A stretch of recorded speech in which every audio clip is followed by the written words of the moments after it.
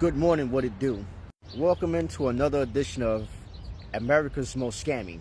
In this video, I want to basically teach people about perspective when it comes to the grifters on here. Because I think most of the people who enable these people on here don't put things into the proper perspective. And that is how long these people have been on the internet e-begging. Which brings me to a person that I've talked about in a lot of my content, Austin Tamargo, aka Bob Tamargo. Let's look at him for example. Austin has said that he's been homeless since he was about 16, 17 years old. And he also maintains that he's not scamming. He's also said that the reason why he can't work is because he suffers from bipolar disorder and uses medicinal herbs to regulate his bipolar disorder. Now let's put things into its proper perspective. The man stated that he's been homeless since he was around 17 years old.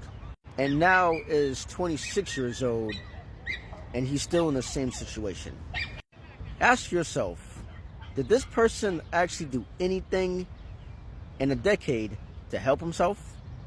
Now, I can only speak from my perspective on watching him and from my observations and from what I researched about him. I will come to the conclusion that he is a scam artist. Let's look at TikTok, for example. I came across Austin, I think around April of 2022. Seen him go across my FYP but didn't watch. I came home from work and I saw him again. So I'm like, you know what? I'm hearing the stuff that he says, so let me go back and watch the very first video up until the one that I came across. So I wanted to watch him from the very first video that he published up until the one that I came across on my FYP. This was before I started doing anti-scam content.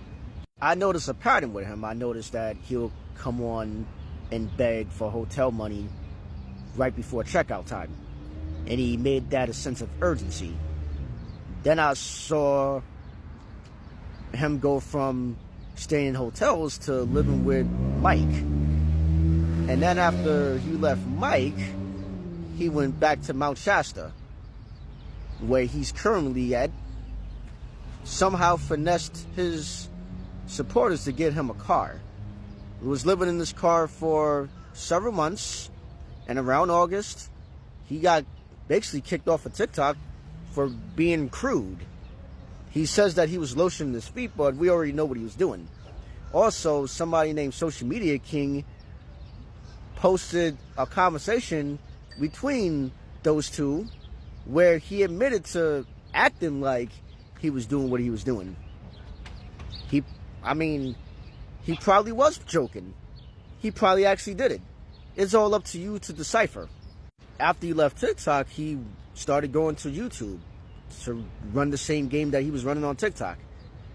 Now, it's been tough for him to do it on YouTube, but of course, you have his loyal enablers that will follow him to YouTube. And those enablers gave him money for a hotel because he said it was too cold for him to stay outside. This is around December. Somebody also gave him $500 to shave his eyebrows and his beard and his whole head. And with the money donated to him, he bought himself a PS5 and also had somebody else staying in the room doing other substances that wasn't Mary Jane. And sometime after that, after he was kicked out the hotel, he was back living in this car, said that he was going to publish a book or release a book on January 1st, and it is now March 14, 2024, and he's still working on the book. And on a stream yesterday, he said that if he gets a $100 donation, that he'll give that person chapters of the book with 2 missing chapters. And for one chapter, I believe he said that he'll want a $20 donation for. Now, the man claims that he's not a scammer, so let's give him the benefit of the doubt right there. Let's give him the benefit of the doubt. He says he's not a scammer. If he's not a scammer, then why would you want $100 for an incomplete book that you're going to sell on Amazon for probably $15 at best? Think about that. Let that marinate in your head. The man says that he's not a scammer, but wants $100 for an incomplete book. If he was to complete this book and have it published, he will sell the book on Amazon for between $10 to $15 at most. Now he's currently renting a room for $20 a day. And I'm speaking to the people that's new to TikTok and that probably doesn't know who Austin Bob Tamargo is. He's the one that people say started it all for scammers. They come on here on TikTok and eBay. Now I see people doing it on YouTube as well. So it's gaining traction everywhere. And I'm not talking about Austin Tamargo specifically. I'm talking about e-begging in general. It's starting to move to YouTube because I've seen somebody else on YouTube e-begging as well. But here's the bottom line about Bob Tamargo. He doesn't have any mental health issues.